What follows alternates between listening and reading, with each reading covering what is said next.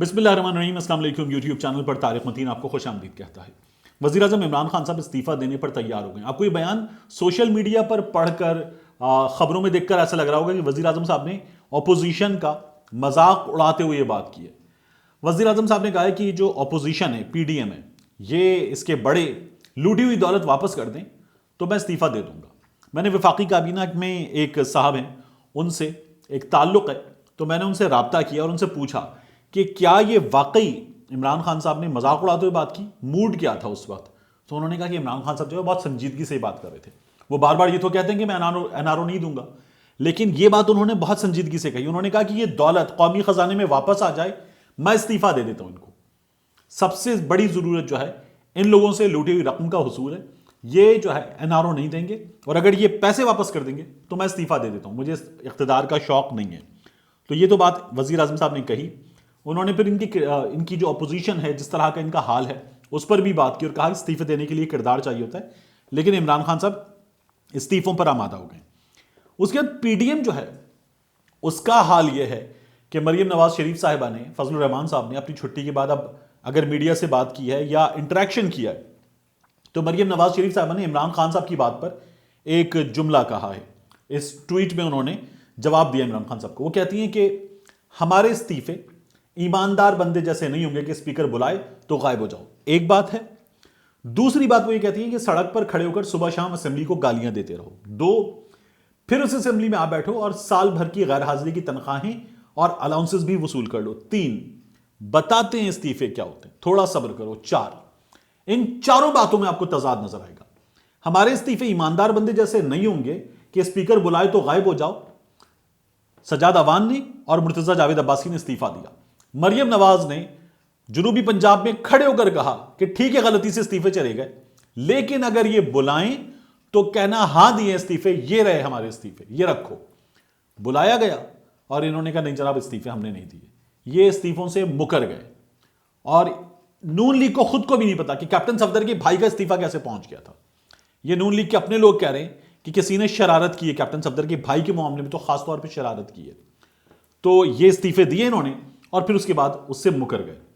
सड़क पर खड़े होकर सुबह शाम असेंबली को गालियां देते रहो, यह काम 20 सितंबर के बाद से PDM मुसलसल कर रही है, शहर शहर कर रही है, असेंबली को गालियां दे रही है। और ये इलेक्शन कमीशन पहुंचे थे तब भी इन्होंने यही काम किया। फिर उसके बाद मरियम साहिबा कहती हैं कि फिर उसी असेंबली में आ बैठो और साल भर की गैर हाजिरी की तनख्वाहें और अलाउंसेस भी वसूल कर लो। तो अभी इनके धरने का, लॉन्ग मार्च का फैसला ही नहीं हो रहा कि इनको क्या करना है।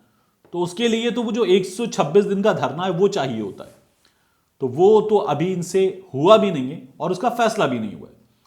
मरियम साहिबा कहती हैं बताते हैं इस्तीफे क्या होते हैं, थोड़ा सब्र करो।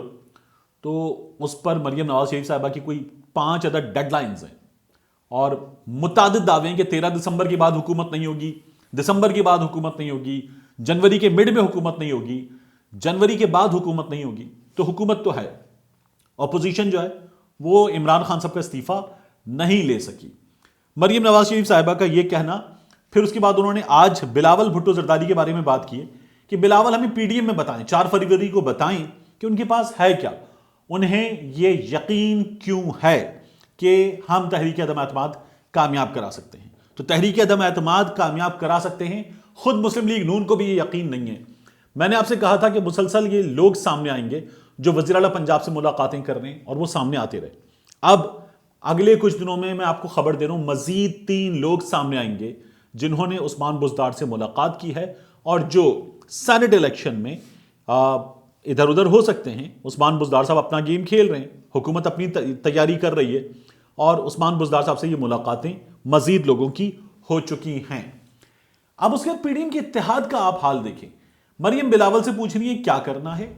ये PDM की सरबराही के छतरी तले अपने फैसले करेंगे, लेकिन उससे पहले हाथ छुड़ाकर बिलावल भुट्टो जरदारी ने फैसला कर लिया है।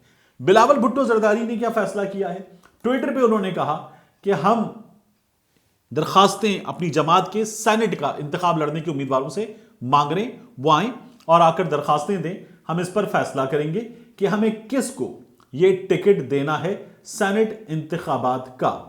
तो पाकिस्तान पीपल्स पार्टी पार्लियामेंटेरियन ने ये दरखास्तें मांग ली हैं।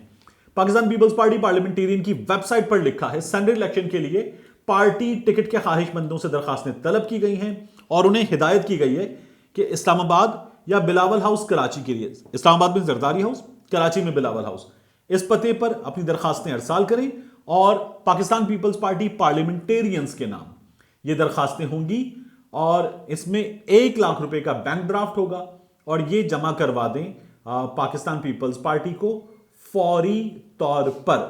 ये पाकिस्तान पीपल्स पार्टी की जानिब से अपने टिकट होल्डर उम्मीदवारों से ये बात की गई है, वो जो समझते हैं कि वो सेनेट इंतखाबात में टिकट के हकदार हैं। तो ये तो हो चुका इनके इत्तेहाद का हिंदी में क्रियाक्रम। उसके बाद मैंने सुबह जो वीडियो की थी और कशमाला तारिक के बेटे अजलान के मुबैना तौर पर गाड़ी चलाते हुए होने वाले एक्सीडेंट के नतीजे में, उसमें एक चीज़ रह गई। ये मुझसे आमना साहिबा ने कमेंट्स में बात की और कहा कि आप ये भी देखिए कि ये ठीक है कि गाड़ी बहुत तेज़ी से चलाते हुए सिग्नल तोड़कर निकले हैं, लेकिन जो मेहरान है वो थर्ड लेन से यू टर्न ले रही थी दूसरी तरफ जाने के लिए, उनकी भी गलती है। ये बात मैंने नियाज साहब जो सब इंस्पेक्टर हैं उनसे जब फोन पर मालूमात हासिल की तब मैंने भी की थी और ये वीलॉग में आपको बताने से रह गई थी। नियाज साहब से मैंने यही पूछा कि ये गाड़ी भी गलती कर रही थी। नियाज साहब ने कहा देखिए, जब इस जानिब का सिग्नल बंद था तो यहां से राइट साइड से जो गाड़ियां आ रही थी वो गाड़ियां इस तरफ जा रही थी, वो गाड़ियां सामने जा रही थी। अब अगर ये गाड़ी यहां जीब्रा क्रॉसिंग के ऊपर से इस तरफ वापस यू टर्न ले लेती है, इस जानिब जो उसने लिया है, तो इसमें इस ट्रैफिक को हिट करने का, जिनका सिग्नल खुला हुआ है, कोई खतरा नहीं था। ये गलती कर रहे थे लेकिन इनकी गलती खतरे में नहीं डाल सकती थी। गलती मुकम्मल तौर पर इस मामले में ट्रैफिक पुलिस ने अपने नोट में फैसला लिखकर दिया है कि कशमाला तारिक की फैमिली की गलती है और ये गलती में मुकम्मल तौर पर वो लोग हैं, इस गाड़ी में सवारी जो नौजवान हैं, इनकी गलती बहुत थोड़ी है और ये जिस जानिब जा रहे थे उस जानिब ये सेफ थे। आखिर में मुझे आपसे एक बात करनी है। एक अल्लामा इकबाल रहमतुल्लाह अलैह, शायर मशरिक, उनके मुजस्मे का मामला बहुत डिस्कस हो रहा है सोशल मीडिया पर कि पंजाब हुकूमत ने उनका एक मुजस्मा बनवाया है और वो गुलशन इकबाल पार्क वहाँ पर लगा हुआ है और कितना मुज़हका खेज़ और बुरा मुजस्मा है।